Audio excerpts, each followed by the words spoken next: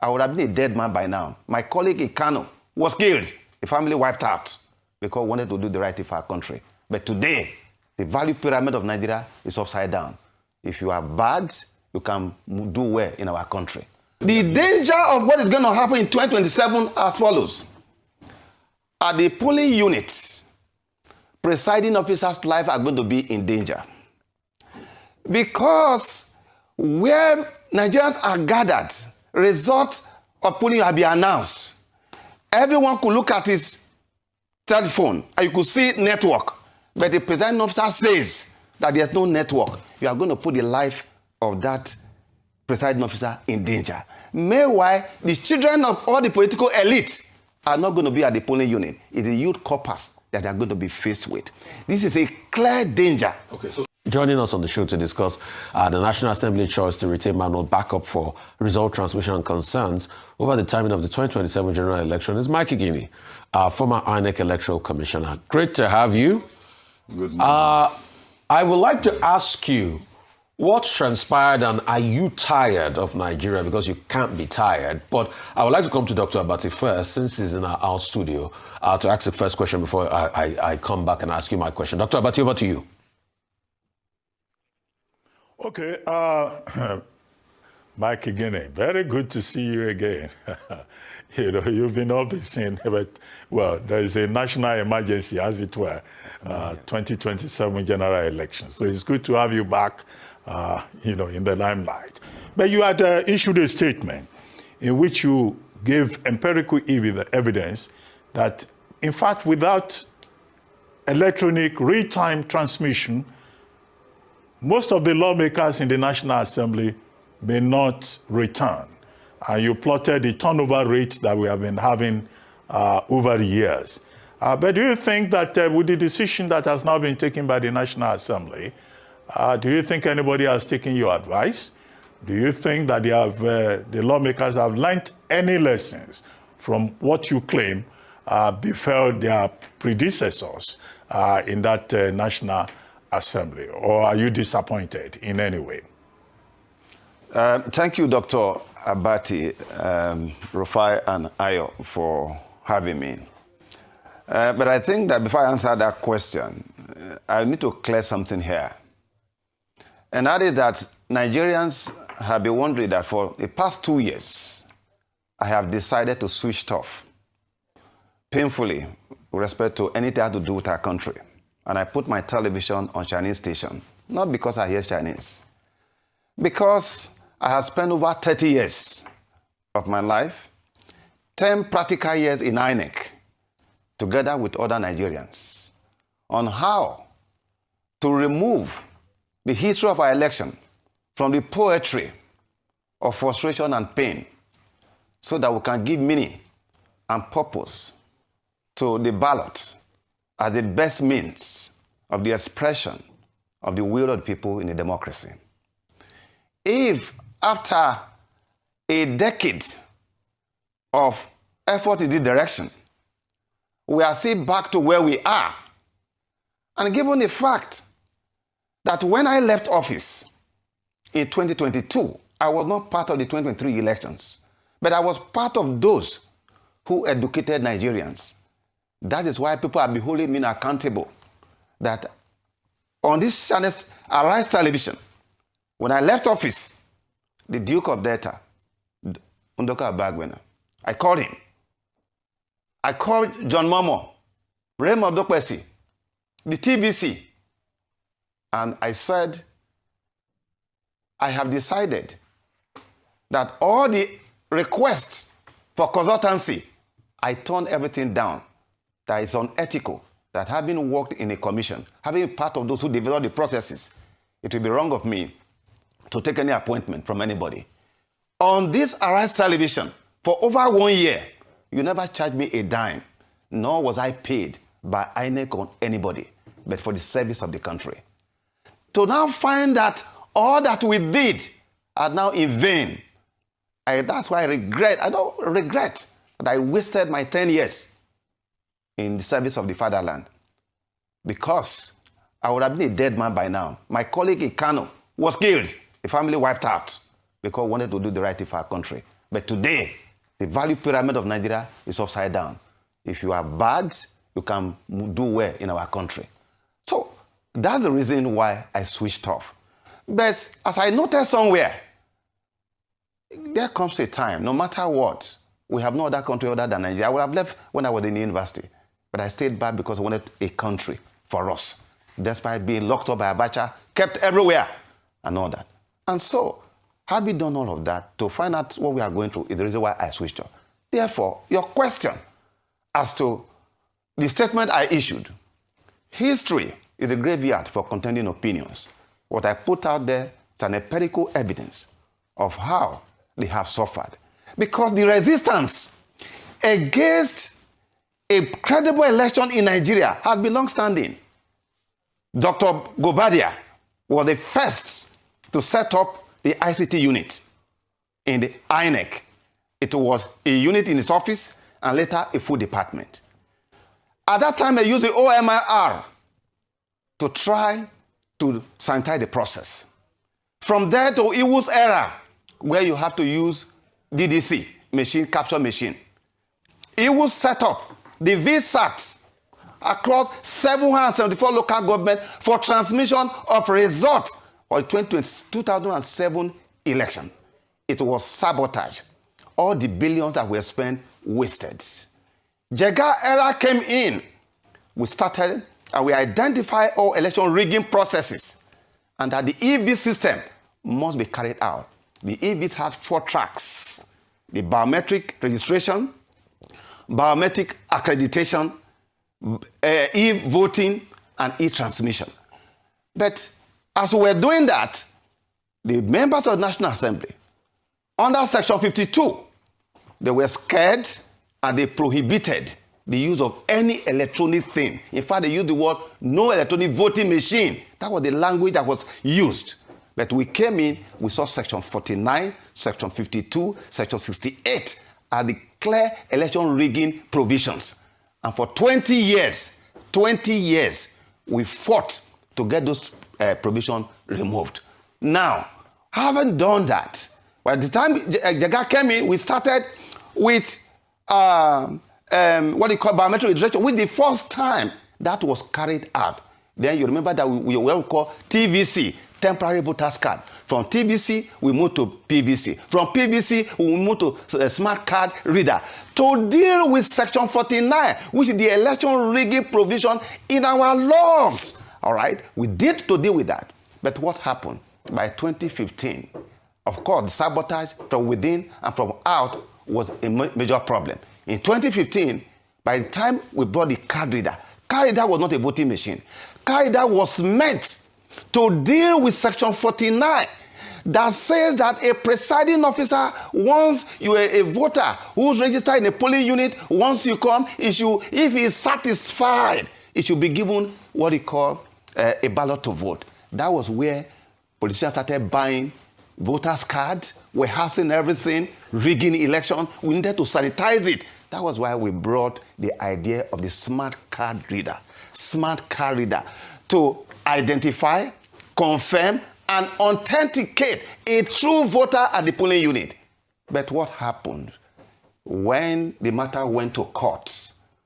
The apex court of our fatherland painfully declared that, oh, the smart card reader, beautiful device, however, it should have been written in the Electoral Act. Today, the debate that has held this country down for the past 2 months or thereabout is brought about by the Supreme Court of our fatherland. And I'll give you what the Supreme Court did, how it has thrown everything in disarray. Supreme Court tribunals declared that the regulation and guideline of INEC that stated clearly on the basis of our historical experience that where the results that have been declared at the polling unit that expected or mandated to be sent to the IREB, so that when the result is already on the IREB, nobody will change it. Supreme Court said that IREB is an amusement center. It's a viewing center. It's of no effect and all that. Now, the question now is, what happened to the lineup of authorities, 1979, 1983, and all subsequent judgment of the court, Supreme Court, up to 2015, when the court declared that in any elections, there are three principal legal frameworks that govern election, which are the Constitution, the Electoral Act, and indeed regulations and guidelines made pursuant to the powers given both in the Constitution under Section 160 as well as Section 148 to make rules for the conduct of the election. It should be noted. Okay. I want to come in here. Thank you for all of this you have said. See, as a patriot, the truth has to be said. The horse has bolted away from the stable. We know that those that supported card reader and they called for electronic votings are the ones against it today because it's not going to benefit them. But we know how they spoke to you, supported card reader and all of that. So they have gotten what they want. As we speak today, what's on the IRF is not justiciable. Can you tell us some secrets of rigging so that people can be aware going up to the elections and what people should do as we speak? The matter is already gone. This house we have, they can't be trusted. They are rubber stamped. They've already passed what they want to pass. It is us Nigerians that remain now, those that still have the interest of the country at that. Point out the areas they might likely use to rig with the law that is on ground and how Nigerians can be aware. Yes, why pointing that? Because actually it becomes this whole engagement. But the fact that I have accepted this invite. We have to. You will not relent. I see this as a very academic. But let me quickly say this here. And that is that for 10 years, particularly from the Jega leadership up to Mahmoud Yakubu, so much effort was done for e-transmission. There was the INEC NCC report on electronic transmission, which was ready as at 2018. Remember that under the Buhari administration, regrettably, a government that came in through the risk that most of us took, they refused to have amendment to the act. It was only in 2019 that there was no electoral act to amend all the issues we identified in the 2015 election. What was the reason given? Was that ECOWAS required that 6 months to a process they commenced in 2016. Eventually, there was no electoral act in the conduct of 2019 election. Now, when the debate with respect to the 2022 electoral act, don't forget that Buhari regime rejected all the bill 4 times. Yes. Rejected it. Those around the president ensured that it was not done. But there's no book of remembrance in our country. If not for those of us who did the right thing in 2015, those in power in 2015, they will not be there today. Yes. But the moment they came in, they eliminated everybody that was named, all the director and all of that. Yeah. That is what happened. So now, when we, in 2021, when the debate came up, the debate was premised on 2 grounds. That INEC was not ready and that there was no national infrastructure. When that debate was going on in 2021, in respect to the 2022 Electoral Amendment Bill Act, INEC was never invited. And I addressed the press conference and I said, why is it that we are behaving like some of the group of people I saw in America? They discuss about the right of abortion of women, but women are not part of it. Do men get pregnant? Why is it that those who are not conducting election are the ones saying INEC is not ready? That led to a statement issued by the commission to the effect that the commission had carried out 10 years of piloting. As a matter of fact, as a commissioner in Cross River State, Leah Imoke's second term election was conducted, and we pioneered the first under Jega leadership. The transmission of results from the ward in the 18 local government, like your studio here, I sat in my office and I was seeing the result and they were updating from each of the world, local government. So because of time, all the arguments, don't make it. We know they are lying already. We've debunked all the arguments long ago. It has been passed. So how can we, the areas they are going to use to rig, tell Nigerians, all those arguments, we've made it in the past. We know they are the consequence, the danger of what has been passed is that we are bringing back what we call incident form. This is another version of incident form. Yes. Because there will be no network. History is a graveyard for contending opinions. When we introduced Carida, we decided to have an application for those who don't have fingers. So that we are looking for all-inclusive electoral process. Yes. But you know what happened? Politicians connive with INEC full staff. That application for only those who don't have fingers was now used to use incident form. The whole of community no longer have fingers and all of that. You see, discretionary power can be abused. The danger of what is going to happen in 2027 as follows. At the polling units, presiding officers' lives are going to be in danger. Because where Nigerians are gathered, results of polling have been announced. Everyone could look at his telephone and you could see network. But the presiding officer says that there's no network. You are going to put the life of that presiding officer in danger. Meanwhile, the children of all the political elite are not going to be at the polling unit. It's the youth corpus that they are going to be faced with. This is a clear danger. Okay, so with respect to that, so what they are going to do now is like an incident form. Another version of incident form, which for you to sabotage the Another one. Can we do another one? So that we'll be revealing all the secret to the people. I don't think any of these things I would like to say here. Let's say it. That's why people will hear it. Because first, one of the danger of what they are trying to do is this.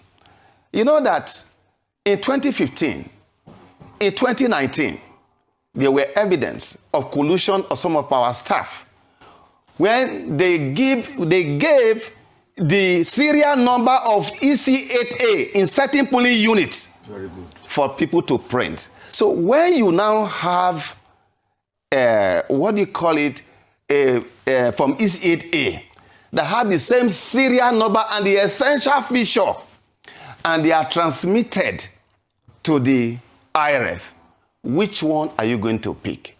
So they are going to print ECA. Yes, because in 2015 it happened. Yeah. In 2019 it happened. When INEC went to court to charge, some of the people came to the Senate. One or two persons. It was a common knowledge. Came to the Senate. They produced INEC results. But the essential features were not complete. INEC went to court. Regrettably, the court upheld a fake result produced by, even when INEC distant, it said that this is not our original copy of the result. I see that, Mr. Igini, and thank you so much. It's not just the legislature, because now you've also looked at even the judiciary. And even in the case where you came out to give evidence, they still ruled in favor of a result that was not produced by INEC. So even though the legislature is in the eye of the storm currently, it is across the three tiers of government: executive, legislature, and judiciary, in terms of how badly how our elections have been run and how credible they are. What is the way out? Because I don't want to leave people feeling despondent or increasing voter apathy for Nigerians who are watching. I want us to still have that sense of a light, despite how dark the tunnel is. So what is the way out? And maybe that's why Rufai was asking the question around where are some of the errors still now? Because no matter how bad it seems, there are still people who are willing to go all the way in defense of democracy. What are the options available? The greatest option that we have is the judiciary that must stand tall and mighty in defense of democracy and the rule of law. The 2022 Electoral Act, there are profound provisions that we put in there, or even unknown to politics. If you record that in one of our program, I used to tell you people there are provisions I don't want to mention on the program. Those ones. Don't tell the politicians. Let's not tell them. I say this because were it not for the judiciary, we would not be where we are today. This debate was because of judiciary. Transfer, transmit. Section 60 subsection 5, that said it must be done in accordance to the mode prescribed by INEC. Paragraph 38 of the regulation and guideline actually prescribe that mode. Let me say this here. How do we go forward? One of the things you must remember about the military, despite all the things that we fought military, it was the decision of the military that if election is, there was a decree that if election is bad, is rigged, it should not be the court that should confer victory on anybody, that should go back to the people to be sure of the will of the people. But what we have found in our country, historically, the judiciary had never been on the side of the electorate in the Federal Republic of Nigeria. As we saw what happened in June 12th, and everything that has happened so far, judiciary had never been. And I say this here. Democracy is a danger. When judiciary shows sign of weakness, collapse, or irrelevance, the only reason why we fought the military, talking about importance of judiciary here, is because there was no parliament. The people have no say. Otherwise, there was an executive, there was judiciary. The only arm that was missing was parliament. And that was why we wanted democracy. How do you explain that a National Assembly that don't carry out public hearing across the geopolitical zone and the people spoke? Look at what has happened. The Falcon no longer listen to the Falconer. This is what Professor, one of your own, John Frisk, referred to as semiotic democracy. There's a gulf between what the people want and what had been given. So judiciary is the greatest challenge. My constituency, they have failed. With respect to that, I must say this because I have all the records. I have all the record of failures. When it comes to election, judiciary have not done well. In fact, the Nigerian people now see my constituency as a veritable, conspiracy against them, because they have never given effect to it. Look at what they have done with primary. Today, nobody should think about any primary in Nigeria, because Supreme Court struck down the practice direction that was issued in line with Section 29 of the Act. Today, no primary in Nigeria. So, the way forward is for the judiciary to stand tall and mighty in defense of due process, because what we are saying now is not what is expected. Okay, Dr. Abati has a question. Igini, if I may come in here. Now, number one, you've written a lot about turnover and all of that. Some people have said it's scaremongering. I don't know whether you have received that reaction. And people are saying, in any case, if 70% or 80% of the current members of the National Assembly don't come back, Nigerians will even celebrate. So turnover in the National Assembly should not be an issue. And in any case, the lawmakers have demonstrated with the drama yesterday that they really don't care one way or the other. You've talked about dangers. Now, as a patriot who still believes in this country, two suggestions. Some people have said you should write a book because you seem to know so much about our electoral process. But more importantly, what are your recommendations beyond what has happened with the Electoral Act Amendment Bill?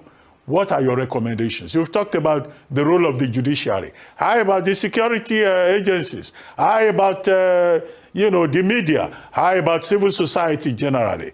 Without falling foul of, the allegation of trying to incite people when you say there will be danger at polling units. That could discourage people.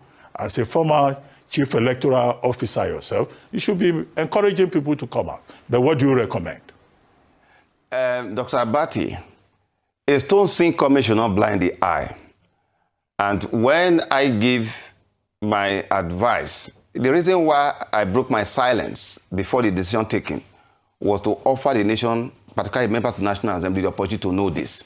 With respect to the figures given out, all you need to do is to go and check the list of those who were elected in 2019, compare it with the list of those who were elected in 2023. That will give you the figure. With respect to why, it does not really matter, that cannot be correct, because we have had brilliant legislators who are so good, who were brilliant, independent, showed integrity. But because governors are the one that will determine who becomes a member of House of, who get a ticket to go to the State House of Assembly, to House of Rep, to Senate, most of them did not return. And where if you don't return, the only fallback position would have been in a robust system that we have put in place to be able to secure you. That is why it is very important. Now, when you talk about scaremongering, there's nothing about scaremongering, because, you see, it is the home of a coward that people usually gather to point at the tomb of yesterday's warrior.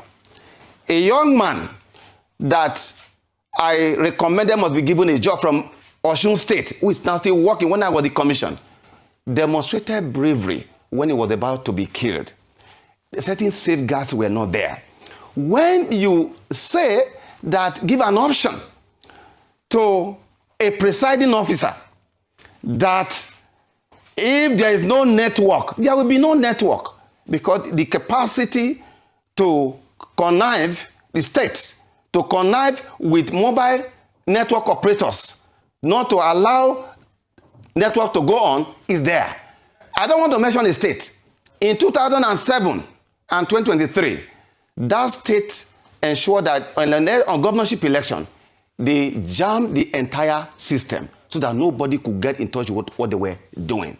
What we are doing now, it is terrible, because even though the fact that you transmit directly, there are other things that people like to do during election. You have to look at ad hoc staff recruitment. Who are the people we are going to recruit? Because in the final analysis, from INEC leadership headquarters, INEC office at the state, INEC office at the local government, that is where the battle ends. From there, polling unit down to the last stage of collation, it is those Nigerians who are going to be brought in. At every state, in every state of the federation, a REC will be deploying, depending on the number of local government. For example, in Akwa Ibom, I deployed over 28,000 ad hoc staff. How many staff do you have? Another. These are the people that are going to conduct the election. When you now give them this type of omnibus, latitude, another, it's going to be abused. There will be no network. That is what is going to happen in that election. And so, when you talk about remedy, I would have thought that the reform we're talking about, and that's the reason I didn't want to participate. I was thinking that it would be about how to reform, ensure that the onus of proof of how well election is conducted should be on the election management body, as we demonstrated while we were in office, wherever I served. That was what I did. Two, I had thought that this disposition of election matter before people are sworn in will be what we'll be looking out for. We didn't see that at all. Where is the Electoral Offences Tribunal that for the past 20 years, it will not be there? So the issue about e-transmission is the resistance coming from the elite. The question I've been asking everybody that they can't answer me. With what they have passed. Let me ask you. Will you then recommend? Will you then recommend to President Bola Ahmed Tinubu not to sign the bill as it is? It is by indeed humble recommendation to Mr. President that you are a man of history. You were a senior man to very many of us in the struggle at the time when the journey of Nigeria and the prospect of democracy was less certain. What is going to be presented before you is a recipe for chaos. It's a recipe to undermine all that you have done while we were in the trenches. And also remember that at a time when the PDP was in office, and when we were in office, and they were saying that there was going to be a federal might, some of us stood out to say no. In 2015, it's going to be the might of the people, not federal might, but the might of the people through the ballot that should determine what will happen. You should be a man of history. What is put before you, please take it back. Don't sign it. Okay. Real quickly, I want to ask you, the question I've been asking everybody I can't answer. Will the result on the IRF be justiciable?